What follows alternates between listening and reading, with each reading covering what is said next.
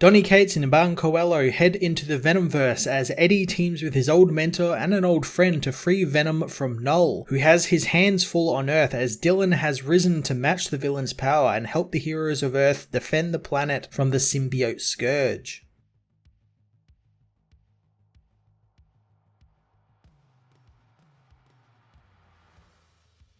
Donny Cates yet again swings for the fences with his Venom epic, paying off some long teased arcs and delivering some of the most heartwarming and heartbreaking pages in comics I've read so far this week. I thoroughly enjoyed that during this big event we got a quiet moment between Eddie and Flash, both who have grown considerably since their first appearances as heroes and as Venom. I love that Eddie finally got to talk to the person that he took over for and have them tell him he is indeed a hero, something I think Eddie needed to hear from Flash himself and actually confirm that he is indeed a hero. I love that Cates also, at least for now, left it open-ended whether Flash is actually fully alive and well now, since he did technically get back to Earth in the Dragon symbiote, but that could also just mean his codex is now back on Earth. Either way, I'm excited to see what that brings forth for the character.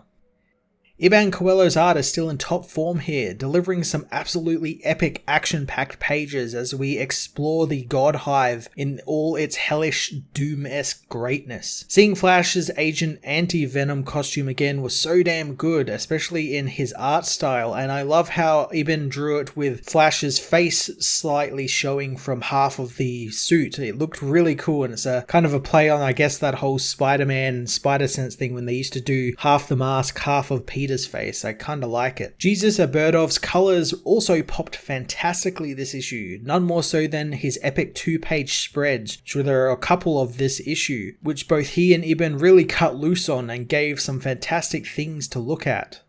Venom issue 33 was a fantastic continuation of the King in Black storyline, as well as Eddie Brock's journey to save his son, save the Earth, and become a hero. Donny Cates paid off some long-running character arcs by bringing back Flash Thompson in an utterly satisfying and awesome way that I can't wait to see the fallout from in the next issue, or maybe the next issue of King in Black. I'm going to give this issue a 10 out of 10.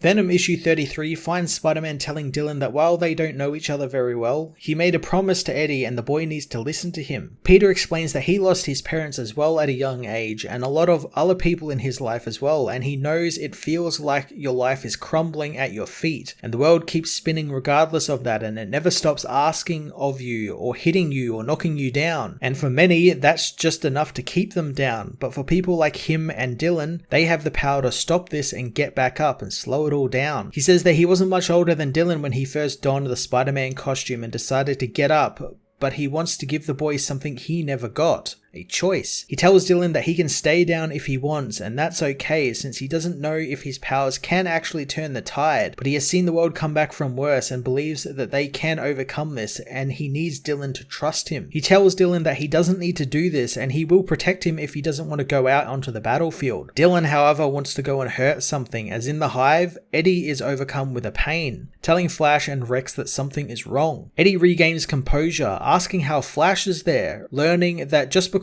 Eddie lost his codex in the real world doesn't mean it was lost there, since they all end up back in the Hive. Eddie wonders if he heard what he said at his grave, and Flash did indeed hear him talking about how he was the better Venom than Eddie, and a better man than Eddie, and even a better hero. Eddie tries to wave it all off, but Flash says that it meant a lot for him to know that he wasn't forgotten and he still did some good during his time on Earth. He thanks his friend, shaking Eddie's hand, but again Eddie feels pain, knowing that something is happening to Null back on Earth and it's like he's connected to him somehow now, and someone is hurting him. Rex wonders who that could possibly be as Dylan destroys the Venomized Captain America. In the Hive, Eddie and the others see all of the heroes that are imprisoned there disappear. Eddie soon realizes his son is freeing the heroes, which impresses Flash, who tells Captain America to go and get him. Soon a red portal opens up nearby and the three men approach it, knowing it to be the Hive Mind. Eddie knows that his son is up there with Thor hurting Null and he's losing control, and these red portals are a type of bruises and wounds where his control is breaking. He realizes that they aren't actually in the Hive, but a purgatory-like place, and beyond the veil is where heaven or hell exists. Stepping through the portal, they enter the celestial system that connects all symbiotes in the universe, the God Hive. Rex is overwhelmed, having no idea what to do now as Eddie spots symbiotes in cages below, knowing that they have been cut off from the Hive, having had their connection to Null severed by Dylan and Thor, and there is a reason Null is keeping them secured, since now anyone can bond with them, and he wants to use them to pilot their way out of the Hive. Rex knows that that's a suicide mission, since Null will notice them immediately breaking out the symbiotes. Flash says that he'll do it, knowing that this is what Rex wanted him for all those years ago. He says when he wasn't there to step up and save the Sim soldiers from that convoy, Eddie took his place and did what had to be done, and it's all led to this, and this is his mission and always was meant to be. Eddie tries to stop his friend, but Flash tells him this is his show now. Eddie knows that Flash deserves better than this, but Flash stops him, saying that Eddie is always questioning himself and doubting himself if he's good or bad, but all he needs to do is look at how far he's come, since he's defied every challenge ever thrown at him, and who cares if he's got a dark past? Everyone makes mistakes, and he doesn't think that he can stand with Captain America or even Spider-Man, but he's about to storm the gates of hell to save the world and rescue his son, so he's definitely a hero, and he is definitely Venom. Eddie wishes his friend good luck as Agent Anti-Venom launches his attack on the symbiotes, racing to the imprisoned ones. He loses his guns in the battle, but pulls the pin on one of his grenades as a final Hail Mary, setting the grenade off and destroying the cages of the symbiotes, alerting Null as Flash is consumed by all of the symbiotes, turned into a huge dragon that rips itself from the ground and back into the real world. Eddie tells Rex that Flash did it, and now is their chance to stop this once and for all. However, Rex grabs Eddie, saying that Rex is gone now as he morphs into Null, who holds Eddie over the cliff, saying this all feels a little familiar.